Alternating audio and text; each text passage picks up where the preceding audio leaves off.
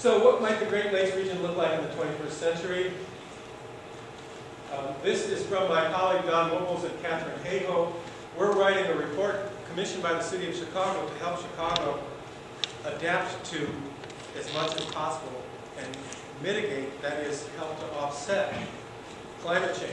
So Mayor Daley and Governor Boykovich, do we know how to say Governor Illinois' name?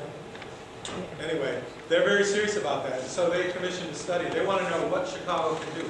Building facades are cracking. Heat events are basically, people are dying in very hot days. So Don Wibbles and Catherine Hago, our atmospheric modelers, they took the high emissions scenario, blue color, and the low emissions future, and modeled the coldest day of the year. Now, if we look at Chicago from 61 to 1990, the coldest day of the year has averaged about 11 degrees below 0 Fahrenheit. That's Chicago's average coldest day of the year, 61 to 90. In the future, or actually almost now, both models predict warmer coldest days. And there's really no difference between a low emission and a high emission future.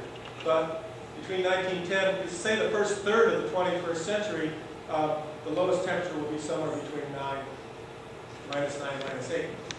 Looking to the middle of the century, if we really work to reduce our emissions, the days won't be that much warmer. We'll still have the coldest day being -7, -8.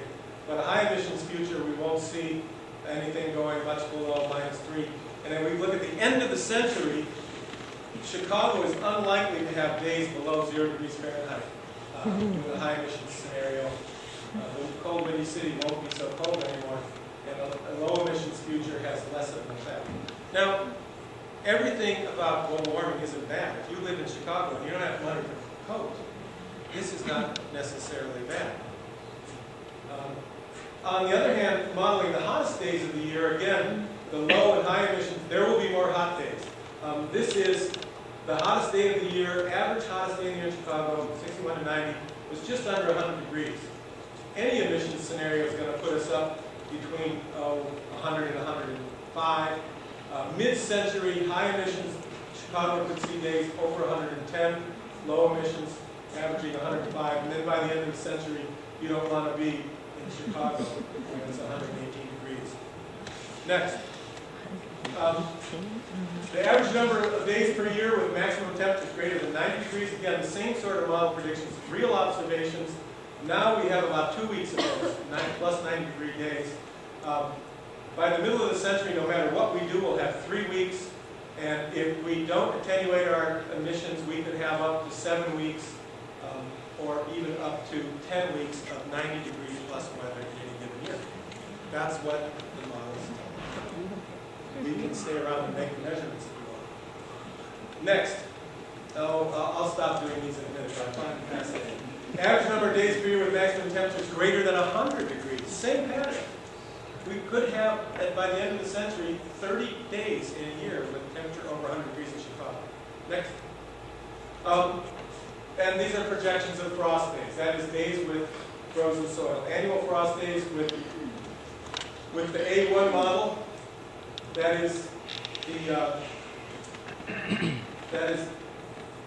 the worst case scenario model. The B1 model is with emissions capped. So annual frost days are projected to decrease by about 2 weeks within 2 decades, no matter which emission scenario we look at. Next. But by the mid-century, we'll have 20 to 40 fewer frost days. And by the last third of the century, we'll have 40 to 80 fewer frost days in our region. Next.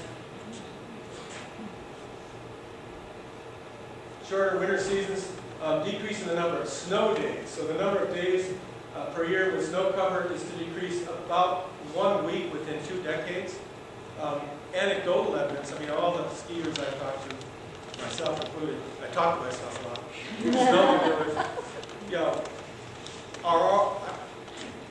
are noticing that they can't reliably plan their winter recreation the way they used to.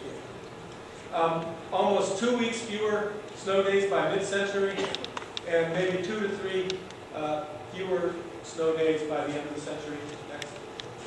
I now want to review some things that are in this really interesting document produced by a large number of scientists from across the Great Lakes region. This was written just before I got here. My colleague George Kling was the lead author from the U of M, Don Zach from the U of M, but of course there were other authors from other nearly equally prestigious universities. And you can find this report on ucsusa.org Great Lakes. And if you just take a search engine and say, Union of Concerned Scientists, Great Lakes, you'll get to this book, and you can download it as a file, a printed file. Next. The important thing to realize about the Great Lakes region is that it's a huge economy. So any change, whether it's in weather or economic patterns, is a big deal. The Great Lakes regional economy in 1990 was $2 trillion, split in a pie chart that I won't bother to reiterate here. But the interesting thing, and this is the Great Lakes region with the Canadian provinces and the U.S. states that drain into the Great Lakes.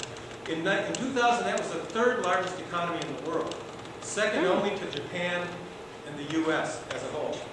Now, you know, if you count the EU economy is probably bigger, but this is a big, big economy.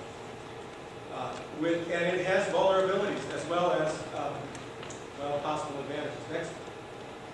But the thing we have to ask ourselves is,